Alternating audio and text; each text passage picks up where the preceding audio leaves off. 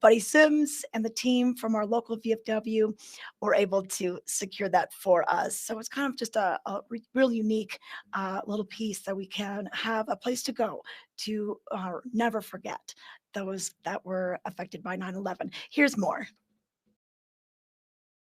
Here we are at Freedom Park in Edwards with Claire Noble as well as Shane Merlihan, and they're here to tell us about an important piece of history that is right in our backyard. We're talking about 9/11 and the 20th anniversary that's coming up this year. And Claire, first of all, give us your history of your branch in the military, when you were in. Give us a little background. Well, thanks, Tricia, and thanks for talking to us today at Freedom Park on such a gorgeous morning.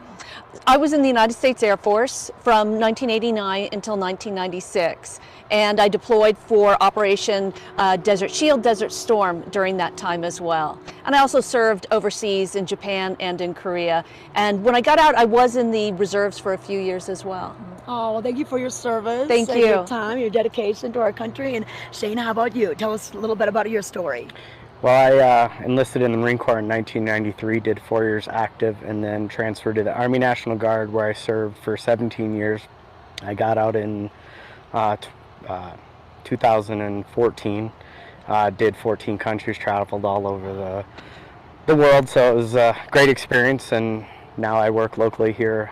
Been a fireman here for 20 years with Eagle River Fire, so okay. I continue to serve locally as well. Well, so thank you for everything you're doing for our community and for our nation. And we're standing at this very special place. We're on the west end of the pond here at Freedom Park in Edwards. A lot of people call it the dog park. It is called Freedom Park. And Claire, behind us, this piece of limestone from the Pentagon. How did it get here? Well, this is an amazing piece of history. As many people know, on 9/11, a lot of the focus is on the Twin Towers, of course, but American Airlines Flight 77 hit the Pentagon, killed 125 people in the Pentagon, 64 people on board that aircraft. And Buddy Sims, who I have to talk just a little bit about, wonderful man, both Marine Corps and then United States Air Force, had retired in the late 80s. In 2003 was recalled to active duty, and he answered the call when we invaded Iraq. And then a few years later, in 2005, he got wind of the fact that we could get a piece of the Pentagon. And so he and his wife, Bonnie, went and got this piece of the Pentagon. And one of the crazy things they did on the way back is they stopped in Kansas when Steve Fawcett, one of these world explorers, had landed after one of his around the world record-setting, in a hot air balloon, right? Yes, and they stopped. They were treated like VIPs as soon as people knew what was in their truck, what they were bringing back.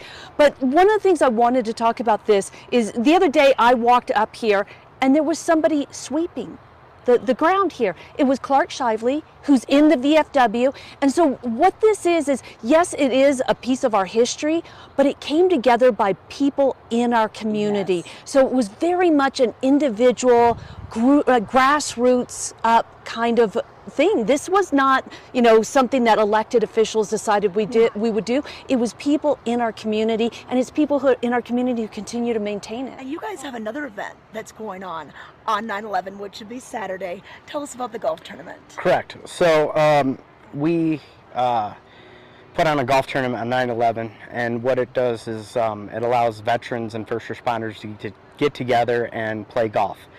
And what all the proceeds go to is a scholarship fund for high school students. We collect all of the money. We don't keep any of it, and it all goes.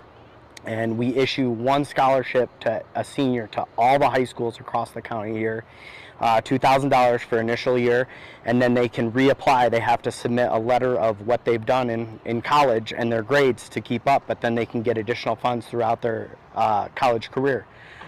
So it's a great way. And what's really cool about this is you mentioned you're a fireman, and you have a lot of different emergency service workers that'll play in this tournament as well. Yes, police, fire, people from HATS, sheriff's office, paramedics. They will all come and they will all participate in this event and play in it and get together and remember too. Okay, if we want to sign up for that tournament, what's the best source? Correct. There's an ad in the Vail Daily that runs Thursdays and Saturdays. All the information there, my email and contact information are in that ad, and if they want to sign up, they can either email me or call me or text me, Okay. and we can get them signed up. There are a few spots left, but we are starting to fill up and getting close to the event. Okay, if they do fill up, consider that entry fee, maybe a donation to the VFW, or donate some items. You probably have a silent auction. We do have a silent auction, so if somebody wants to donate an item for the silent auction, and that money all goes towards the scholarship as well, or they can just write a check to the scholarship fund, and we'll put it straight in that account, and it will go to local high school students. Okay, thank you so much, Claire, for your time. Thank you. For your time this Thank morning. you, Trish. And once again, a beautiful place to come if you just want to reflect on the incident that happened 2 decades ago.